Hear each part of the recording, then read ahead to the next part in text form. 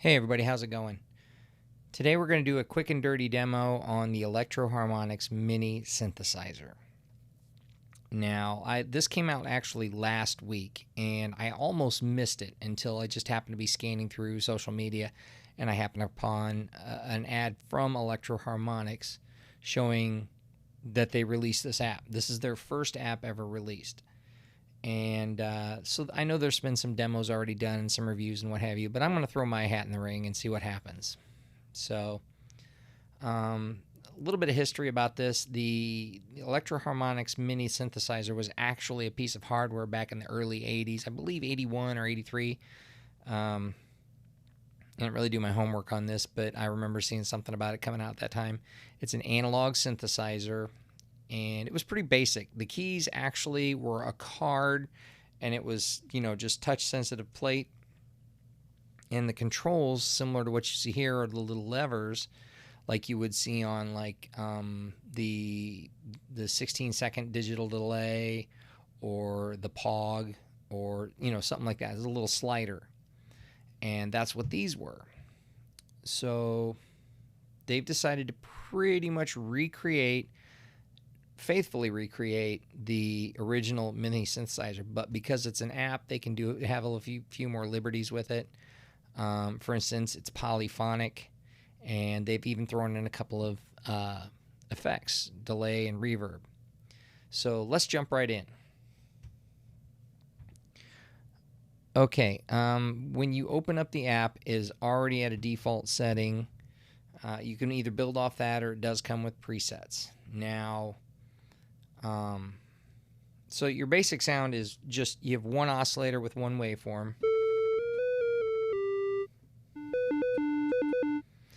and you get a sub-octave oscillator to add to that to kind of fatten it up. And then you get the choice to either go octave up or octave down.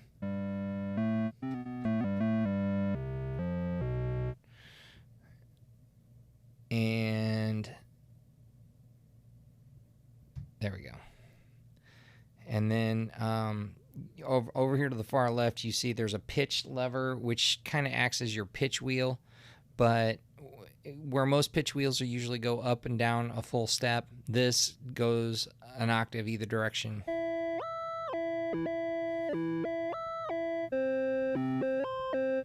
So that's what that does. And then you have the sub octave, which I've just showed you. It's worth noting I'm using a Novation Launch Key 49 to control the app, mainly because I want to keep the screen free of any, I want you to see what the screen's doing the whole entire time. The only time I'm going to have to touch is when I move the levers, but I want to keep my hands off the keys. I do have to point out, though, the advantage to using a controller versus the actual on-screen is when you're pressing a key on screen, it's just one volume. There's no velocity control. But if you have it hooked up to a controller, you have velocity control, so you can get a little expression there. So you get some expression there. Okay, next up we have a phase control, which I think if you leave it off and you hit the control, I think it'll kind of like notch it in a certain position to give you a different timbre.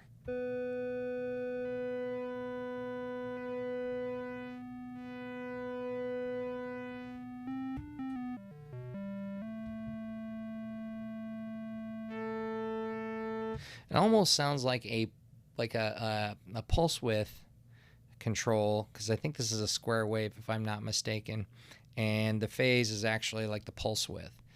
And you can turn this on, which kind of like an LFO, it'll go through the phase, so you get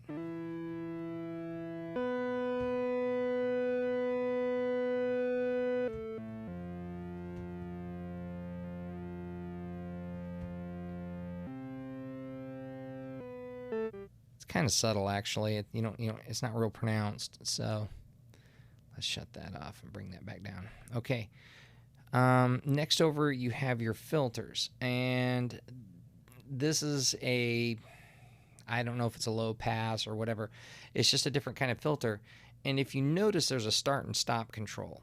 So as opposed to having, like, say, an envelope for your filter to work a certain way, you have a start and a stop control. And so, for instance, if you run your start and your stop control all the way up, you get something closer to a like a sawtooth. And it does that. Now you also have this 2x filter, which I believe emphasizes that filter just a little bit more, or it's a different flavor of filter. But if you really want to do some like sweeps and things like that, you put your start all the way down, and it's like the filter's closed, and then you use a rate control here. Like, let's put it right to bar, and let's see what we get.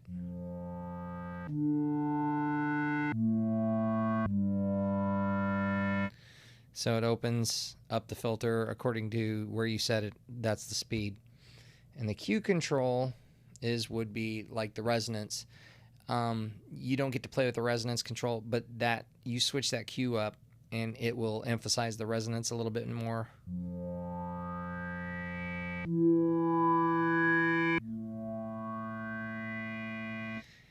And I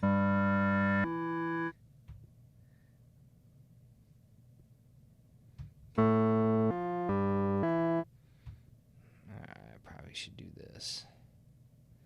I wonder what happens if I reverse them.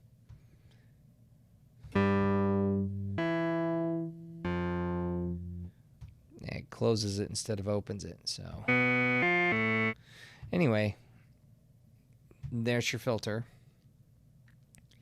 And this is pretty much what would be on the original mini synthesizer. Now, because I don't really I've never seen one in person. I've never really seen one played with all that much. I really don't know a lot about them. I don't know the controls on the originals or anything like that. But I do know that Electro Harmonix has added a delay and a reverb on this unit. So right now they're off. If you notice, the controls are all gray here. But if you switch that on, they turn to the color that they're supposed to be. Like, for instance, the delay is blue and the reverb is purple. So with all the controls down, they're still off. But let's add a little delay and see what happens. I'm sure you all already know, because most delays pretty straightforward.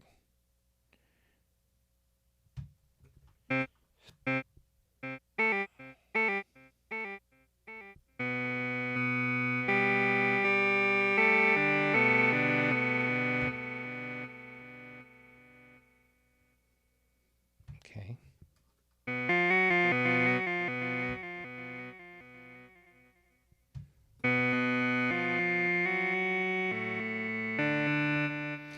Let's add a little reverb.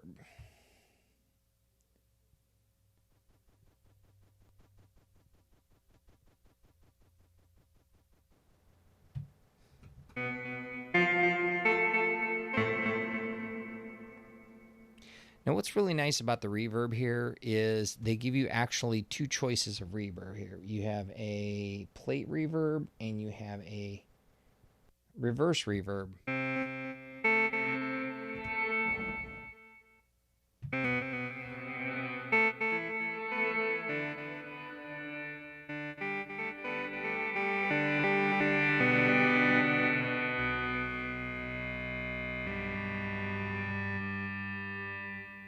Very nice.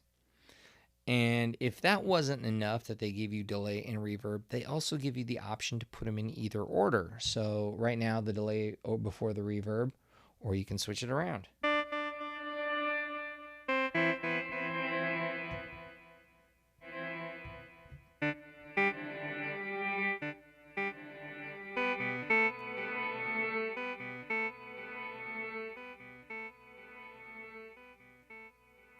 I can bet you that's going to be fun.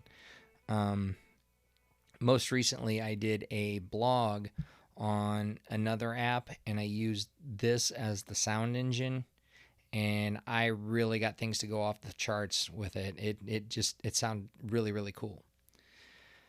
Okay, so that's the basic functions. You're given quite a few presets, like for instance, and it is polyphonic.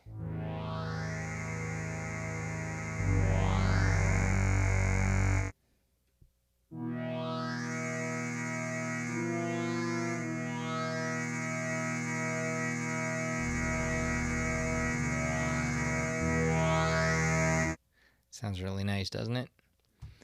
And I didn't see how many presets there were. Oops.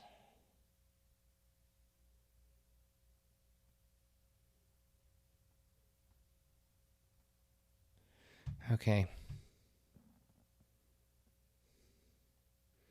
But they look like there's quite a few here, so we got a lot to play with.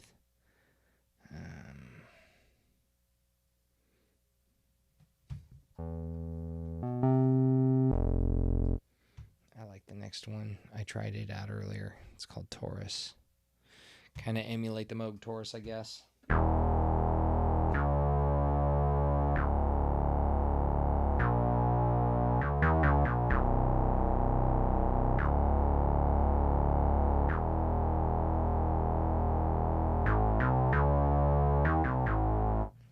Pretty nice. So that is pretty much a quick and dirty of Electro Harmonix' mini synthesizer. Now, it's got a nice sound to it. If you're looking for a lot of expression, a lot of effects, that's not what this is. This is pretty much a simple meat and potatoes kind of synthesizer. Not a lot of options, but you can still do a lot with what you have. You can get some decent sounds out of this thing. I mean, I've had some time to play with it, and I've gotten some neat sounds out of it.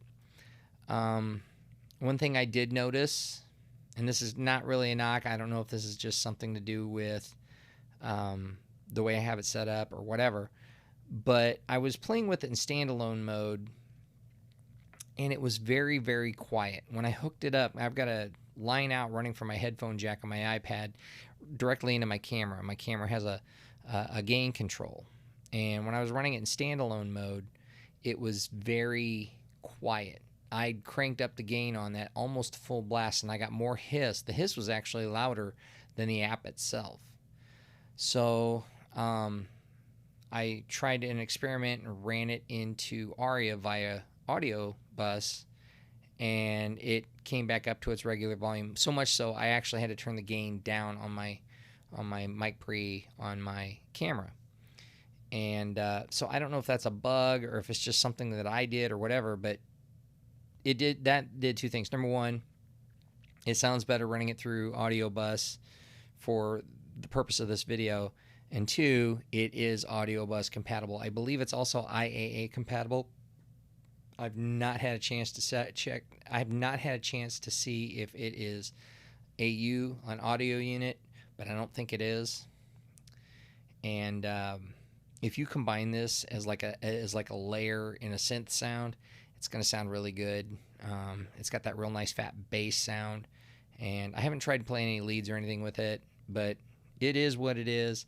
It's really nice. Now, the other thing I did notice, it's kind of a hiccup, I guess, and I don't know if this is part of the character of the sound or what, but let me go back to a basic, or the default sound. Okay. Well, that didn't do it.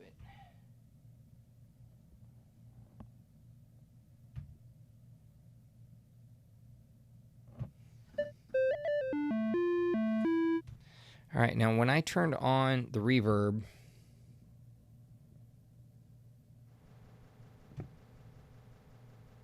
can you hear that?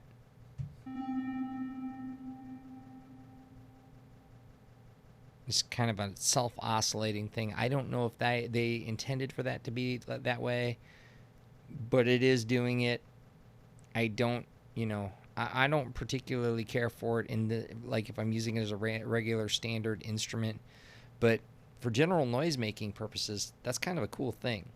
Part of me wishes you could shut it off, and part of me wants it actually amplified. So I'm kind of on the fence about that. But that is something I noticed. I think you can get if you turn the blend up and the amount up on the reverb, you can actually get it to self-oscillate. Combined with the reverb or the delay all the way up too, you get that it'll just run away from you. And it sounds kind of neat for what it is. But that's pretty much, you know,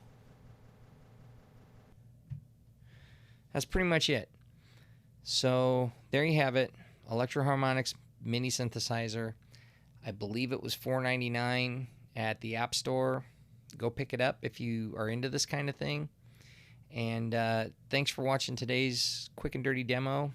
Stay tuned. I've got more coming up in a series that I've been doing on my blog, and I'm going to be doing the videos for them here too. So if you want to follow along with that, you can go to iPadappcafe.com, and you can read my hard soft option series where I'm using the iPad and the app ModStep in particular to integrate with the Korg Volca machines. I've got all 5, and I'm in the process of building a cabinet to house them, and then I'm going to use the iPad to control them. So if you're into that kind of thing, why don't you go ahead and hit the subscribe button and share my videos. I would really appreciate it.